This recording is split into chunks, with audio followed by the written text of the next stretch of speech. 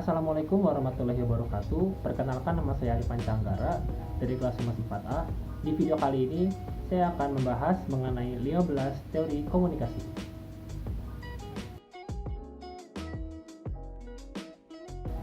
Teori pertama yang akan kita bahas adalah teori komunikasi Lasswell. Teori komunikasi Harold Lasswell merupakan teori komunikasi awal pada tahun 1948. Lasswell menyatakan bahwa cara yang terbaik untuk menerangkan proses komunikasi adalah menjawab pertanyaan, yaitu who, say what, in which channel, to whom, with what effect. Artinya, siapa, mengatakan apa, melalui saluran apa, kepada siapa, dengan efek apa. Jawaban bagi pertanyaan paradigmatik atau paradigmatic question Lasswell itu merupakan unsur-unsur proses komunikasi, yaitu komunikator, message atau pesan, media, receiver atau komunikan atau penerima pesan, dan efek atau efek. Jadi dapat disimpulkan bahwa komunikasi adalah pesan yang disampaikan kepada komunikan atau penerima dari komunikator atau sumber melalui saluran-saluran tertentu, baik secara langsung atau tidak langsung, dengan maksud memberikan dampak atau efek kepada komunikan sesuai dengan yang diinginkan oleh komunikator yang memenuhi 5 unsur, yaitu who, say what, in which channel, to whom, with what effect. Yang kedua, ada teori komunikasi behaviorisme. Teori ini dikembangkan oleh ilmuwan asal Amerika Serikat bernama John B. Watson. Menurutnya, teori behaviorisme ini mencakup semua perilaku, termasuk tindakan balasan atau respon terhadap suatu rangsangan atau stimulus. Artinya, bahwa selalu ada kaitan antara stimulus dengan respon pada perilaku manusia. Jika suatu stimulus atau rangsangan yang diterima seseorang telah diteramati, maka dapat diprediksikan pula respon dari orang tersebut. Dari teori komunikasi behaviorisme ini memiliki rumus, yaitu stimulus, respon, perubahan tingkah laku, dan penguatan. Teori ini lebih mementingkan respon yang dihasilkan. Input yang berupa stimulus dan output yang berupa respon yang menghasilkan perubahan tingkah laku adalah bagian yang terpenting, karena bagian ini yang akan diamati dan dibuktikan secara empiris. Sedangkan proses pembelajaran tidak dianggap penting sama sekali. Selain itu, dari faktor stimulus atau input dan respon atau output, faktor lain yang juga dianggap penting adalah penguatan atau reinforcement. Yang ketiga, ada teori uses and gratification. Teori ini dikembangkan oleh Bloomer dan Coates pada tahun 1974. Mereka berpendapat bahwa pengguna media memiliki peran aktif dalam memilih media yang digunakannya, sehingga pengguna media dapat dikatakan sebagai pihak utama dalam suatu proses komunikasi. Dalam hal ini, pengguna mempunyai pilihan untuk menentukan media yang sesuai dengan kebutuhannya. Asumsi dari teori use and gratification adalah menjelaskan penggunaan serta fungsi media bagi individu, kelompok, dan masyarakat secara umum. Terdapat 3 tujuan dalam mengembangkan teori penggunaan dan kepuasan atau use and gratification, yaitu yang pertama, menjelaskan bagaimana masing-masing individu menggunakan komunikasi massa untuk memuaskan kebutuhannya. Yang kedua, menemukan hal-hal yang mendasari motivasi penggunaan media dari masing-masing individu. Yang ketiga, mengidentifikasi konsekuensi positif maupun negatif dari penggunaan media oleh masing-masing individu. Jadi, inti dari teori penggunaan dan kepuasan atau use and gratification adalah terletak pada asumsi anggota khalayak secara aktif mencari media massa untuk memenuhi kebutuhan masing-masing individu. Yang keempat, ada teori agenda setting. Teori ini dikembangkan oleh Mike Combs dan Shaw pada tahun 1972. Teori agenda setting ini beranggapan apabila media memberikan tekanan pada suatu peristiwa, maka media tersebut akan membuat masyarakat menganggap peristiwa itu penting. Dalam hal ini, media mempunyai efek yang sangat kuat dalam mempengaruhi asumsi masyarakat, sehingga akan muncul asumsi bahwa apa yang dianggap penting oleh media akan dianggap penting juga oleh masyarakat. Teori pengaturan media atau agenda setting ini juga menggambarkan kekuatan pengaruh media, Inti dari teori agenda setting ini adalah pembentukan kepedulian dan perhatian publik terhadap beberapa isu yang ditampilkan oleh media berita. Terdapat dua asumsi dasar yang mendasari sebagian besar penelitian mengenai agenda setting, yaitu bahwa pers dan media tidak merefleksikan kenyataan yang sebenarnya setelah dilakukan penyaringan, dan konsentrasi media terhadap beberapa isu dan subjek mengajak publik untuk menerima isu tersebut lebih penting daripada isu lainnya. Yang kelima, ada teori spiral of silence atau spiral keheningan. Teori yang diperkenalkan oleh Elizabeth Duell dan Newman pada tahun 1974 ini, teori ini berkaitan dengan bagaimana terbentuknya suatu pendapat umum dalam masyarakat. Spiral of silence menjelaskan bahwa terbentuknya pendapat umum dalam masyarakat ditentukan oleh proses saling mempengaruhi antara komunikasi massa, komunikasi antar pribadi, dan persepsi masing-masing individu, serta hubungannya dengan pendapat orang lain. Teori ini juga menggambarkan hubungan efek media terhadap pembentukan opini publik dan pola perilaku demokratis. Frasa spiral of silence mengacu pada bagaimana orang-orang yang cenderung untuk tetap diam ketika mereka merasa pandangannya merupakan minoritas. Setiap individu yang melihat opininya sendiri diterima akan mengekspresikannya. Sementara itu, mereka yang berpikir dirinya sebagai minoritas akan menekan pandangannya. Para inovator dan agen perubahan tidak takut dalam menyuarakan pendapat yang berbeda, sebagaimana mereka tidak takut terhadap isolasi. Yang keenam, ada teori difusi inovasi. Teori ini menjelaskan bagaimana suatu inovasi disampaikan melalui saluran-saluran tertentu kepada sekelompok anggota dari sistem sosial. Alfred M. Rogers pada tahun 1961 menjelaskan bahwa difusi adalah suatu bentuk komunikasi yang bersifat khusus dan berkaitan dengan penyebaran beberapa pesan berisi gagasan-gagasan baru. Teori ini menjelaskan proses bagaimana suatu inovasi dikomunikasikan melalui saluran-saluran tertentu sepanjang waktu kepada sekelompok anggota dari sistem sosial. Inovasi yang dipandang oleh penerima sebagai inovasi yang mempunyai manfaat relatif, kesesuaian kemampuan untuk dicoba.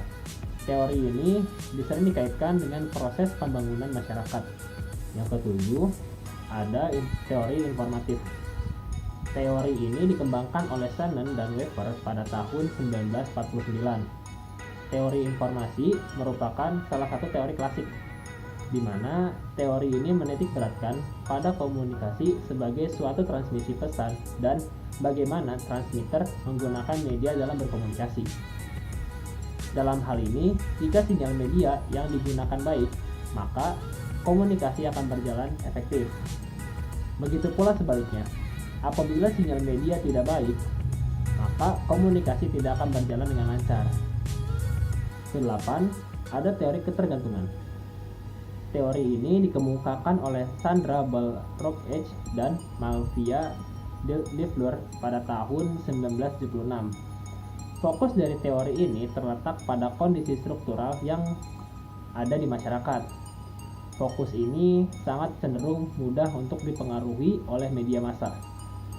Teori ini dapat disematkan pada komunitas masyarakat modern, di mana pada masyarakat modern, media massa dianggap suatu hal yang sangat penting dalam mencapai tujuan beberapa proses. Di antaranya yaitu proses memelihara, perubahan, serta konflik dalam tataran masyarakat, dan masalah perorangan dalam suatu aktivitas sosial.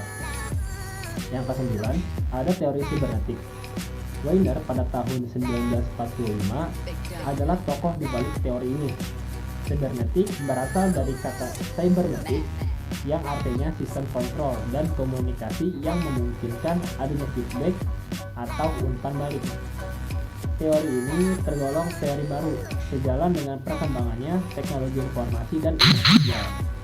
Teori sibernetik merupakan suatu sistem pengontrol yang didasarkan pada komunikasi antara sistem dengan lingkungannya dan antar sistem itu sendiri. Pengontrol dari sistem berfungsi dalam memperhatikan lingkungan. Penerapan teori sibernetik biasanya diperuntukkan kepada siswa agar mencapai hasil yang efektif. Menurut M.R. Agror, mendefinisikan cybernetik merupakan suatu ilmu pengetahuan yang mempersoalkan prinsip pengendalian dan komunikasi yang diterapkan dalam fungsi organisasi atau mesin yang majemuk. Dalam hal ini, sering disinonimkan dengan umpan balik. Teori sibernetik berjalan seiring perkembangan teknologi. Menurut teori sibernetik, belajar adalah pengolahan informasi. Tidak ada suatu proses belajar yang ideal untuk segala situasi dan yang cocok untuk semua siswa. Cara belajar sangat ditentukan oleh sistem informasi atau penyampaian materi. Setiap siswa memiliki cara yang berbeda dalam mempelajari suatu informasi yang sama. Yang ke-10, ada teori jarum hipodermik atau hypodermic needle theory. Teori jarum hipodermik disebut juga magic bullet atau stimulus respon teori. Menurut teori ini, media massa memiliki dampak yang sifatnya langsung, segera, serta kuat terhadap khalayak massa. Media massa pada kurun waktu 1940-an hingga 1950-an digambarkan memiliki pengaruh yang sangat kuat terhadap perubahan perilaku. Beberapa faktor yang memberikan kontribusi terhadap teori kuatnya dampak media massa adalah perkembangan popularitas radio serta televisi yang begitu cepat. Munculnya industri-industri persuasi seperti periklanan dan propaganda, hasil penelitian yang dilakukan oleh Payne Pound pada tahun 1930-an yang menitikberatkan pada dampak motion picture terhadap anak-anak serta monopolisasi media massa yang dilakukan oleh Hitler selama Perang Dunia Kedua untuk menyatukan rakyat Jerman di belakang partai Nazi. Yang ke-11 ada teori media atau medium teori. Marshall McLuhan dan Harold Innis adalah dua orang peneliti yang seringkali diasosiasikan dengan teori media. Teori media dicetus oleh Marshall McLuhan pada 1964 yang menyatakan bahwa medium is the message atau media adalah pesan. Pernyataan ini menekankan pada bagaimana media komunikasi berbeda tidak hanya dalam terminologi isi, tetapi juga bagaimana mereka dibangun dan disalurkan melalui pikiran dan rasa. Ia membedakan media dengan proses kognitif. Ide McLuhan yang paling terkenal adalah saluran sebagai kekuatan dominan yang harus dipahami untuk mengetahui bagaimana media mempengaruhi masyarakat dan budaya. Teori media menitikberatkan pada karakteristik media itu sendiri, lebih dari sekadar apa yang dikirimkan atau bagaimana suatu informasi diterima. Dalam teori media, sebuah media tidaklah sederhana, sebuah kabar, internet sebagai media informasi, kamera digital, dan sebagainya. Lebih dari itu, media merupakan lingkungan simbolis dari beberapa tindakan komunikatif. Di sisi lain, media sebagai bagian dari pesan apapun yang dikirimkan memiliki dampak bagi setiap individu dan masyarakat.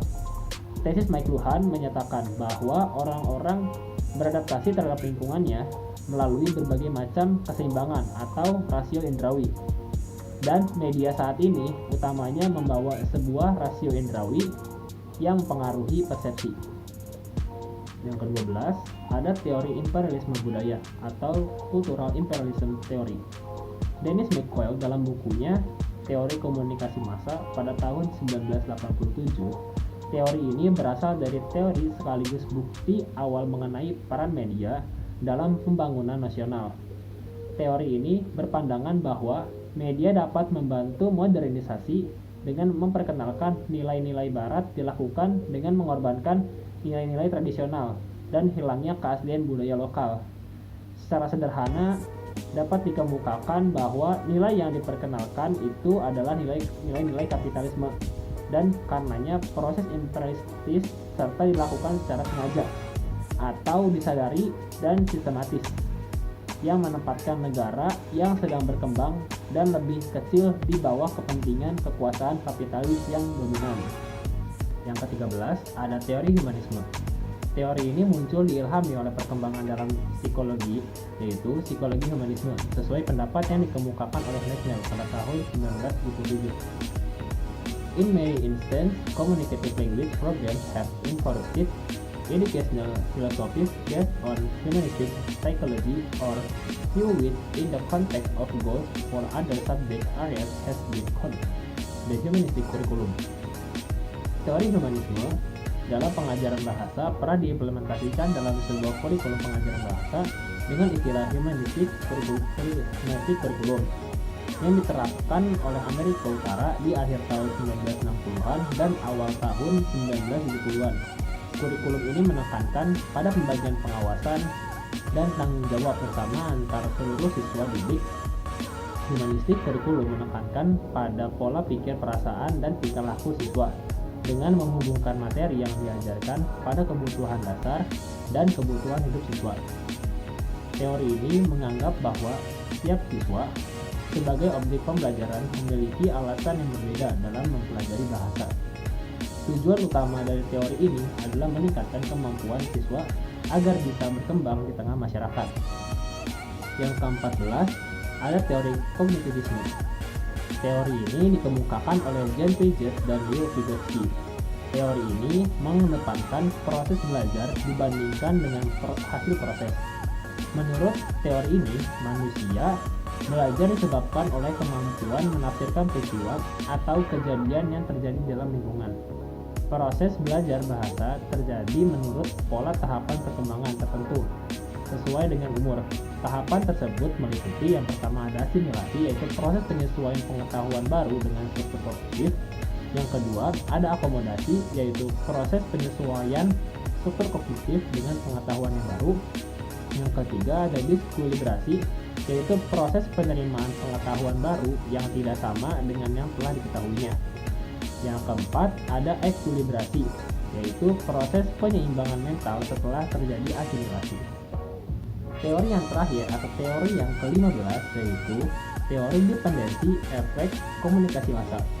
Teori ini dikembangkan oleh Sandra Ball-Rutledge dan Melvin L. Dever pada tahun 1976 yang memfokuskan pada kondisi struktural suatu masyarakat yang mengatur kecenderungan terjadinya suatu efek media massa.